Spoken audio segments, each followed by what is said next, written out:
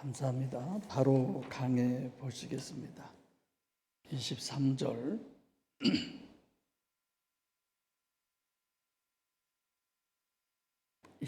한 절 시작. 나이 40이라며 그 형제 이스라엘 자손을 돌아볼 생각이 나더니, 우선 나이 40에 대해서 강조를 하죠. 이것은 창세기 15장 13절부터 16절에 그 아브라함이 하나님께서 복을 주신다고 말씀하시니까 내게 씨를 주시지 않아서 다메섹 엘리에셀이 내 후사가 되겠나이다, 이렇게 이제 아브라함이 얘기하죠. 그때 하나님께서 아니다, 네 몸에서 날 자라야 네 씨다, 네 후손이 된다. 그렇게 함으로써 하나님이 말씀하신 후에 아브라함이 하나님을 따라서 무뼈를 보고, 하나님께서 실제 지금 아무도 없어요. 없는데 엘리에셀이 자기 몸의 후사가 될 것이라고 그러는 아브라함에게 하나님이 하늘에 저렇게 많은 별이 많은 것 같이 네 자손이 저렇게 많을 것이다, 이렇게 얘기하죠. 그때 아브라함이 어떻게 해요? 하나님을 믿음에, 그게 창세기 15장 6절이에요. 이게 믿어질 일입니까? 그런데 작은 어떤 믿을 만한 이런 것도 아닌 하늘을 보고 네 후손이 저렇게 저 별들처럼 많을 것이다 라고 하는 것을 아브라함은 믿죠. 이런 믿음이 우리에게는 참 필요하죠. 예수님도 제자들에게 믿음이 적은 것을 위해서 기도하라고 그랬죠. 큰 믿음 갖게 해달라고. 그런데 아브라함이 그렇게 믿었던 그 믿음을 의로 여긴 거예요. 우리가 윤리 도덕이요 종교적인 어떤 그런 행위적인 것이 아니라, 그래서 아브라함에게 하나님의 약속에 대한 것을 밤에 이제 어두운 중에 하나님이 임하셔서 그 짐승을 쪼개고 노라고 그랬었는데, 하나님이 그 사이를 지나가죠. 횃불이 만약에 사람도 지나갔으면 큰일 날 뻔했죠. 하나님께서만 일방적으로 여기서 피 언약을 세우는 겁니다. 이제 그 위에 하나님께서 네 자손이 무별과 같이 많게 된다, 완벽하게 하나님이 약속을 계시하시고, 그리고 이제 하나님께서 아브라함에게 먼저 가나안 얘기를 하고 애굽 피난 이제 얘기도 하시고, 그리고 그것에 대해서 맹세를 하죠. 너희 자손이 다른 나라에 가서 객이 되어 400년 동안 그 민족이 너희를 핍박하겠고, 400년 동안 너희들이 그 민족에게 핍박을 받다가 이제 내가 너희를 그 핍박하는 민족을 심판하고 너희를 구원하겠다, 이렇게 하나님이 약속을 하죠. 이제 그것에 대한 것이 출애굽기의 시작으로 성경이 이렇게 쭉 구성이 돼 있고, 오늘 사도행전에서 지금 누가 이런 설교를 하고 있어요? 스데반이 이 설교를 하고 있는 것. 오늘 세 번째 단락으로 이 내용을 계속 얘기하고 있습니다. 왜 하나님은 그냥도 주실 수 있고 능력이 없고 전혀 그런 분이 아니심에도 불구하고 400년 동안에 이런 인터벌이 필요했을까? 이런 것들 우리가 많이 생각하게 되죠. 23절에도 40세, 30절에도 이제 다음 주에 또 40년이 참에, 이렇게 36절도 또 40년 이렇게 시작되죠. 그래서 이런 40년 강조법으로 400년에 대한 설명과 신학을 우리에게 정립해 주는데, 사실상 모세가 바로의 지식으로 40년 동안을 살았다, 설교 때 말씀을 드렸습니다마는, 그래서 이 내용은 창세기 15장 13절로 16절 첫째 전제가 된 거고, 두 번째로는 애굽에서 이제 핍박을 받기 시작하고, 그리고 그 핍박에서 모세를 낳은 지 석 달 만에 나일강에다가 갈대 숲에 상자에 담아서 버리죠. 태어나자부터 그 어머니는 3달 동안 모세를 사실상 양육한 거죠. 이제 그런 것을 이제 하나님께서 모세를 보고 아름답다라고 하는 그 유일한 조건을 얘기하죠. 많은 사람들은 순수한 혈통이다, 유대인의 혈통이다, 이런 얘기를 하는데, 첫 번째 설교 때 제가 얘기했죠. 창세기 49장입니까? 레위족은 하나님이 어떻게 했다고요?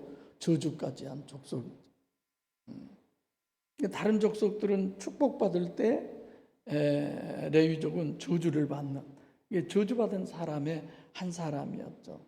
근데도 하나님께서 이렇게 모세를 택했다라고 하는 건 균형이 잡힌 사람, 육적과 영적 양쪽이 다 균형이 잡힌 사람이다, 그런 의미라고 설명을 해드렸습니다. 그래서 여러분들도 마찬가지, 우리들도 마찬가지, 균형이 잡힌 사람이에요. 삶도 마찬가지고 우리의 내면이나 외면의 이런 모든 부분들도 마찬가지. 42대매라고 하는 건 40을 완전수로 우리가 본다면은 꽉 찼다, 가득히 찼다, 충분하다, 이런 거죠. 그러니까 육적 요소, 종교적 요소로 모세가 완전히 완성됐다. 더 이상 할 것이 없을 만큼 이제 완성된 상태다.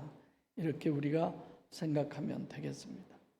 그 형제 이스라엘, 지금 모세가 40년 동안 바로의 왕자로 있으면서 누리는 그 영화에 우리가 대비해서 그 어마어마한 누렸던 것, 앞으로 누릴 수 있는 것들과 자기가 이스라엘 백성이라고 하는 그 주장, 그 어떻게 보면 너무 하찮은, 비교도 할 수 없는 이스라엘 그 어느 한 사람을 위해서 자기가 하고 있는 이것과를 서로 우리가 비교해서 한번 생각해 보자. 그런 상황에서 누가 그런 모든 걸 버리고 그 형제 이스라엘이라고 하는 이 부분에 함께 할 수 있을까? 과연 인간이 그게 가능하냐 이거죠. 정말 불가능할 건데. 그냥 우리들은 자기 형제니까 뭐 민족의식이 강해서 얼마든지 그럴 수 있겠다 이렇게 생각하는지 모르지만 전혀 그렇지 않죠. 인간은 너나 할 것 없이 모두가 다 똑같아요. 자기 이익을 위해서라면 얼마든지 돌아서죠. 그래서 자기는 자기대로 이기적이면서 남 이기적인 걸 늘 비판하잖아요. 그런 걸 이제 단어로는 내로남불이다. 자기가 하면 뭐 사랑이고 남이 하면 뭐 불륜이고 뭐 막 이런 얘기들이 많이 있잖아요. 마침 모세를 그런 부분으로 많이 생각을 하죠. 형제를 돌아본다, 자세히 본다 이런 뜻이에요. 그냥 지나다니다가 우연히 본 것이 아니고 아주 어떤 전체적인 기준을 가지고, 이건 모세를 제가 정의, 의 이런 기준이라고 그랬죠. 그런 기준을 가지고 자세히 본다 이런 거죠. 그러니까 모세가 지금 자기 형제의 억울함을 해결해 주는 그 부분은 진심에서, 마음에서 우러나서 이런 거예요. 그냥이 아니죠. 여러분들과 저도 마찬가지예요. 하나님을 향해서 하실 때 정말 마음에서 우러나서 하셔야 돼요. 할렐루야. 아주 그것이 훈련이 되다시피 해야 돼요. 처음부터 진짜 오롯이 내가 이거 하나님 앞에만 드리는 거야. 하나님과의 관계에서만이야 이거. 그래서 자기를 늘 점검해보고 또 해보고 또 해보고 이런 것이 필요하죠. 오늘 내가 기분이 좋아. 왜 좋아? 뭐 사람이 어때서, 누군가가 어때서, 뭐 내가 뭘 추구해서 그것이 이루어져서 그런 것이 아니라 어떤 상황과 환경일지라도 하나님에 의해서라고 하는 그 기준에서 우리는 늘 나 자신을 평가하고 나를 봐야 합니다. 24절 시작. 한 사람이 원통한 일 당함을 보고 보호하여 압제받는 자를 위하여 원수를 갚아 애굽 사람을 쳐 죽이니라. 원통한 일을 당한다, 불의한 일을 당한다 이런 의미죠. 원통하다기보다는 노모스 앞에 아가 붙은 것처럼 디카요순의 앞에, 디카요순에는 의죠, 옳다는 거죠. 그 앞에 아가 붙은 것, 부정이죠. 그러니까 그래서 그 아노모스와 노모스에서 불법, 노모스는 율법 이제 이렇게 설명을 해드렸었는데 반석 위에 지은 집은 노모스, 그리고 모래 위에 지은 집은 아노모스, 이런 거죠. 그래서 오늘날 우리가 신앙생활을 함에 있어서도 또 여러분들도 많은 목회자들이나 뭐 설교를 듣거나 이렇게 기독 채널 이런 것들을 통해서도 들을 때 저게 지금 모래 위에 지은 집이구나. 저게 진짜 그의 반대 이것은 반석 위에 지은 집이구나. 이런 것을 늘 분별해 가면서 그것까지도 또 기도하고 하나님의 말씀으로 점검해 가면서 반석 위에 지은 집이 되어야 합니다. 일평생을 지었는데 아노모스 하는 자들아 내게서 떠나가라 하면 그제 와서 어떻게 할 거예요? 그럼 끝난 거죠. 그러니까 모래 위에 지은 집과 반석 위에 지은 집이라고 하는 것은 겉보기에는 어때요? 똑같아요. 같이 행한 거예요. 찬양도 잘하고 기도도 잘하고 충성봉사 헌신도 잘하고 다 잘하죠. 근데 문제는 뭐예요? 주님의 말씀을 듣고 행한 것이어야 진짜지 지 마음대로 행한 건 절대로 안 한 거죠. 보기에는 둘 다 선한데 똑같은데 그 기초가 중심이 원인이 전혀 다르다라고 하는 거예요. 그래서 맞아요. 내가 진심으로 하면 하나님이 다 받아주셔. 그런 게 어디 있어요? 그런 거 없어요. 내가 진심이 아니라 하나님이 원하는 것이 무엇이냐를 하는 거죠. 우리는 내가 뭐 지성이면 감천, 이건 기독교 용어가 아니에요. 경천 애인 이런 것도 기독교 용어가 아니에요. 하나님을 감동시키고 가사 중에 그런 가사 있죠? 복음성가에. 그건 아니에요. 우리가 뭘 해서 하나님을 감동시켜요? 하나님에 의해서 되어지는 거지. 보호하다, 피하다, 돕다 이런 거예요. 압박하고 막 진 누르는 거죠. 압제. 그 압박하고 핍박하는 그런 밑에 있다. 거기에 당하고 있다. 이런 거. 여기 원수를 갚는다. 원수가 아니에요. 의의 기준이라고 하는 거니까 불의한 자, 불의한 거지 원수가 아니죠. 원수라고 하는 것은 나하고 관계가 틀려서 어떤 견해가 틀려서 그런 거지 원수가 불의하다거나 또는 뭐 그 의롭다거나 이런 기준이 아니에요. 그러잖아요. 나하고 원수여도 그 사람은 얼마든지 의로운 사람 될 수 있잖아. 이건 번역에 문제가 있는 거죠. 쳐 죽였다. 그냥 죽인 것이 아니고 쳐 죽였다. 이런 뜻인데 모세가 이스라엘 사람을 쳐 죽인 것 같이 나를 쳐 죽이려고 그러느냐? 29절에 그래야 되는데 거기는 그렇게 써 있지 않아요. 겉으로만 보면 나도 불의하게 보느냐 뭐 이런 건데 여기서 쳐 죽였다고 하는 건 엄청난 행위적인 것을 이렇게 부각시키는 거죠. 25절 시작. 저는 그 형제들이 하나님께서 자기의 손을 빌어 구원하여 주시는 것을 깨달으리라 생각하였으나 저희가 깨닫지 못하였더라.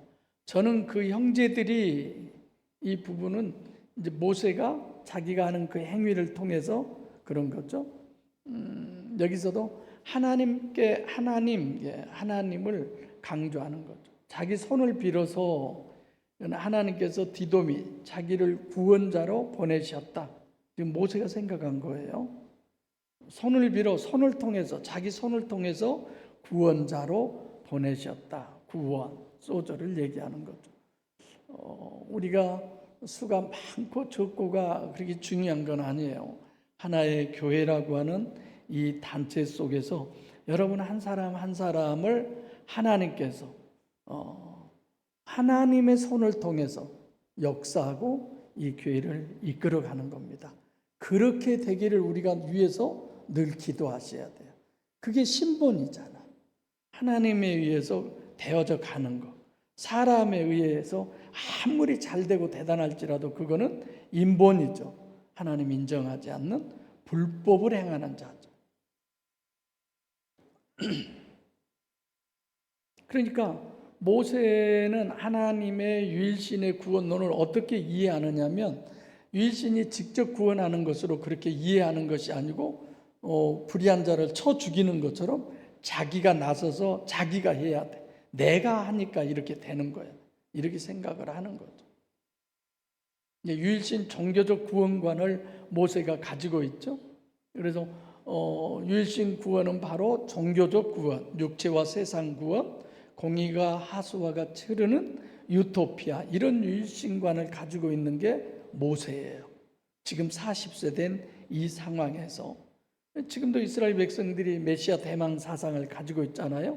모세와 같이 해방자의 그런 부분들.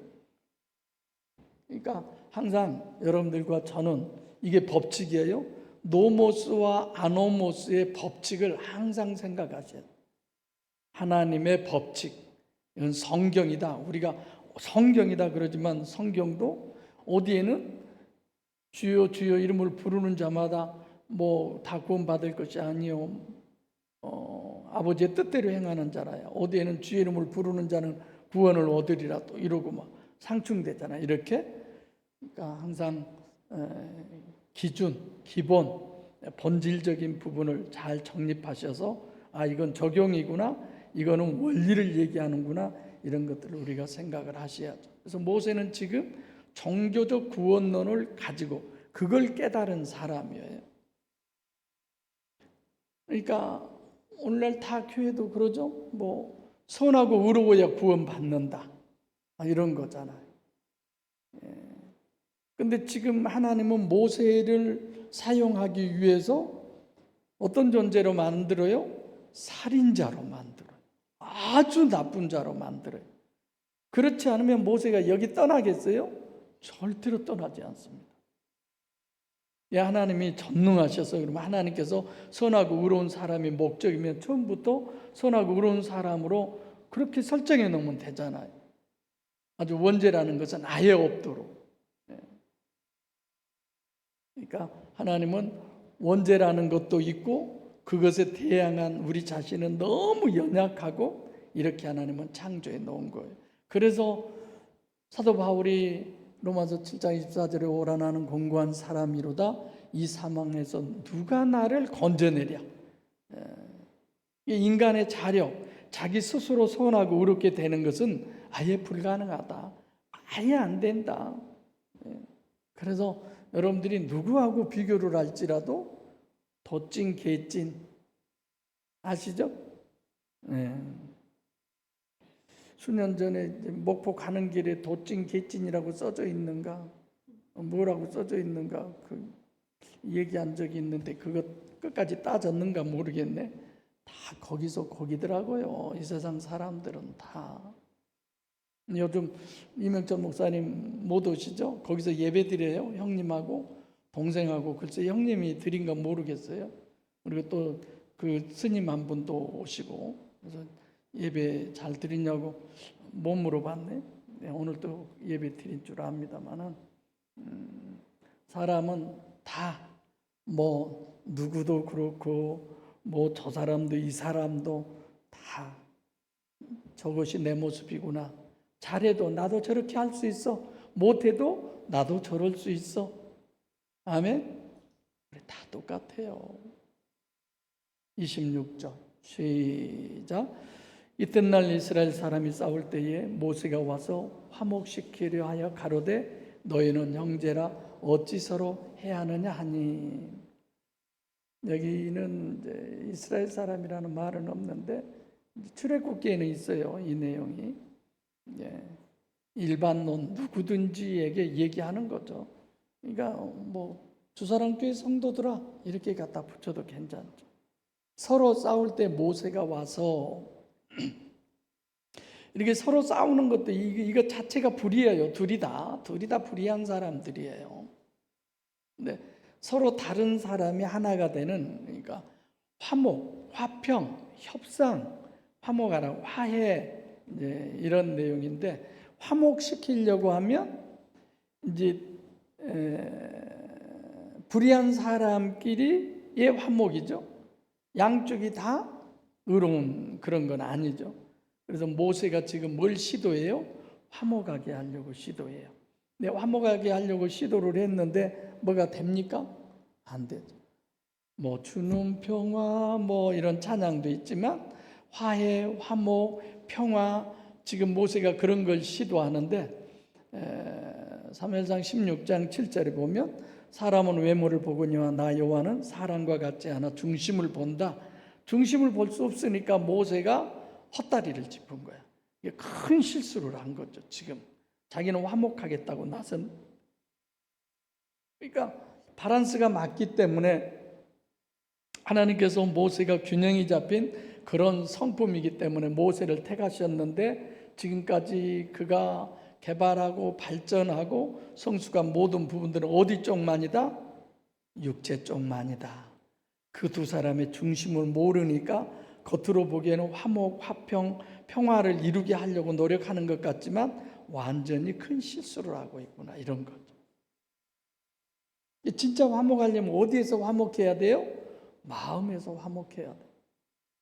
속은 어떻든 간에 겉으로 화목, 그건 화목 아니잖아요. 열길 물속가라도 한길 사람 속 모른다고, 모르는 거예요. 다 모른다고 하셔야 돼요.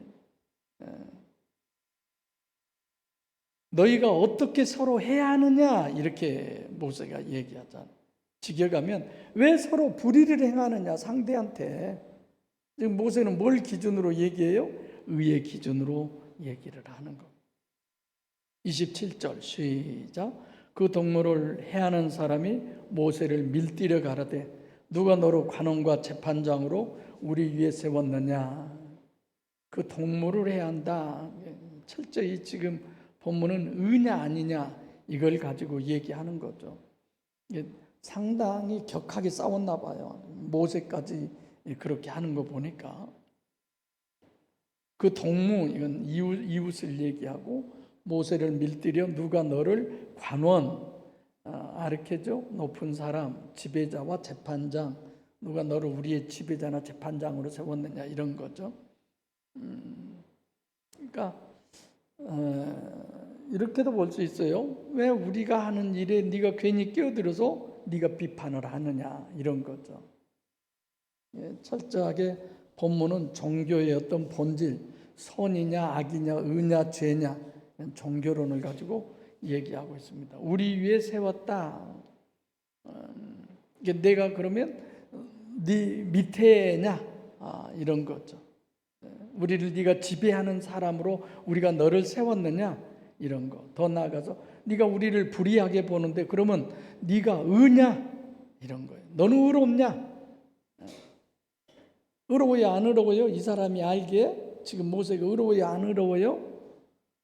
살인자예요. 바로 이제 다른 사람 죽였잖아요. 28절 시작. 네가 어제 애굽 사람을 죽인 것 같이 또 나를 죽이려 하느냐 하니. 아무리 모세가 화해와 화평을 이루려고 할지라도 이 사람이 보기에는 모세가 누구예요? 살인자야. 자기를 죽일 수 있는 그런 사람이에요. 근데 자기는 그렇게 생각하지 않죠? 전혀.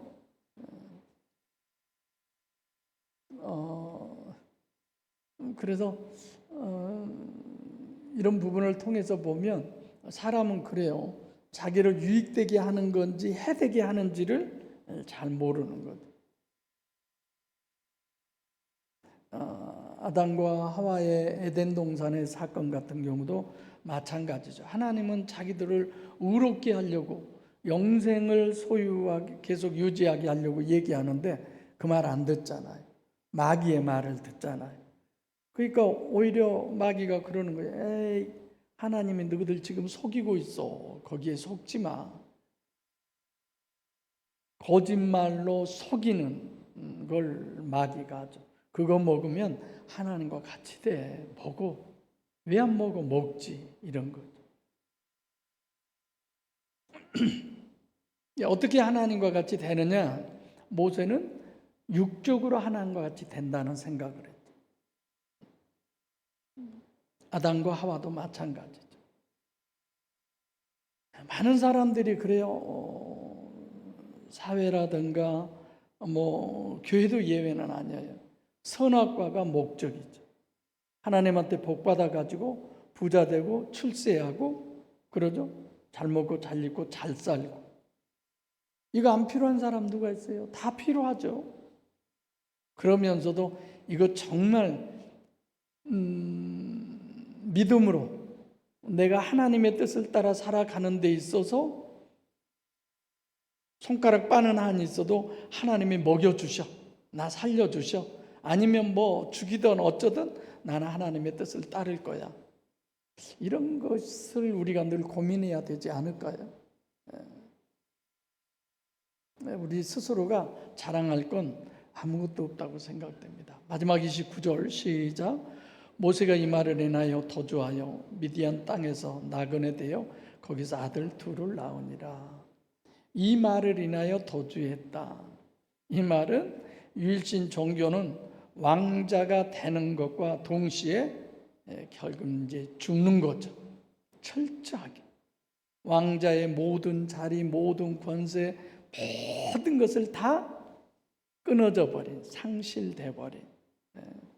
근데 이제 여러분들도 오늘 가서도 많이 생각하세요. 그렇게 누렸던 모세가 미디안 광야에 가서 어쩌했을까? 그런 거 있잖아요. 많은 자기 밑에 종들, 부귀영화 다 누리는 그런 사람이 양을 치면서 미디안 광야에 있었던 모세는 뭘 생각했을까? 어떠했을까? 이런 거. 그러니까 왕자로 있던 사람이 광야에 완전히 버려진 거죠.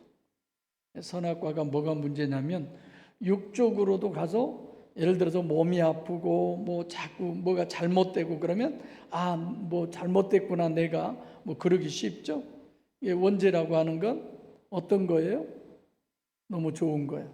부자 되고 남들한테 존경받고 모든 사람들의 어떤 목표의 표상이 되고 이걸 포기하는 게 쉽겠습니까? 정말 어렵지.